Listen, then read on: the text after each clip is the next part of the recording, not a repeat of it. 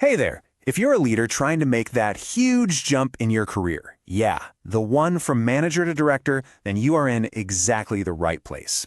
We're about to break down why that leap isn't about working harder or longer hours, but about learning to think in a totally new way. So, let's get real.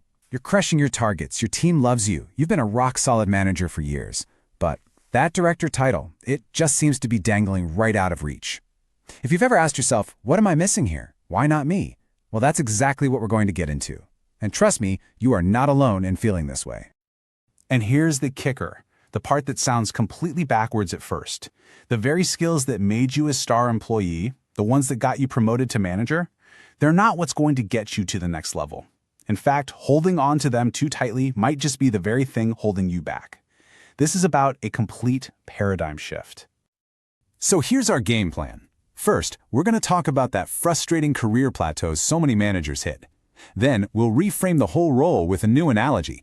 And after that, we'll dive deep into 4 huge mindset shifts, our ABCD, how to articulate, become, charter, and develop your way right into that director's chair. Okay, first up, the manager's plateau. This is that all-too familiar spot on the career ladder where everything just seems to grind to a halt. Figuring out why so many talented people get stuck right here is the absolute first step to breaking through it. We all know this ladder, right? You start as an individual contributor, you work your way up to junior manager, then senior manager. Each step feels logical, like a natural next level. But that jump from senior manager to director, whoa. That's not just another step up, it's a massive leap across a chasm. And this is the point where the rules of the entire game change completely. Which brings us to the most important idea of this whole explainer. Getting promoted to director isn't like hitting the next level in a video game you've already mastered. No, it's like putting down that controller entirely, walking over to a new table, and opening a brand new board game with a rule book you've never even seen before. Think about it this way. As a manager, your job is to be an absolute expert at the current game. You know the rules inside and out, you call the right plays, you lead your team to win.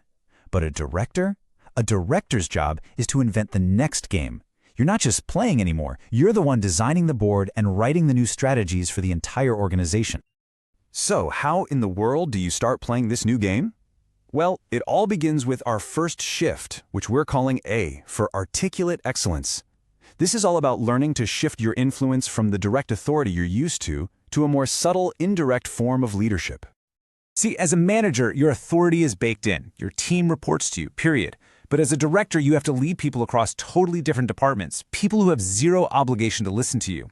That means you can't just give orders anymore. You have to get really, really good at influencing, persuading, and inspiring people to come along with you. So, you want to practice this? Here's your first piece of homework. Go find a project, any project, that forces you to work with other teams where you're not the boss. This is your training ground. This is where you learn to lead when your title doesn't do the work for you. All right, our next shift is B, become a teacher. This is where you fundamentally change your role from being the person with all the answers to being the person who teaches others how to find the answers for themselves. A manager's instinct is often to prescribe the solution, right? To say, okay, here's the problem and here's exactly what we're going to do about it. A director, on the other hand, mentors the process. They don't just give out fish, they teach their team how to fish, how to think through the problem, so they can solve the next one and the one after that, all on their own. And to be a great teacher, you first have to understand yourself. You have to deconstruct your own thinking. What are the mental models you rely on? Once you know what they are, you can start explaining the why behind your decisions. That's how you teach a problem-solving framework, not just a one-off fix.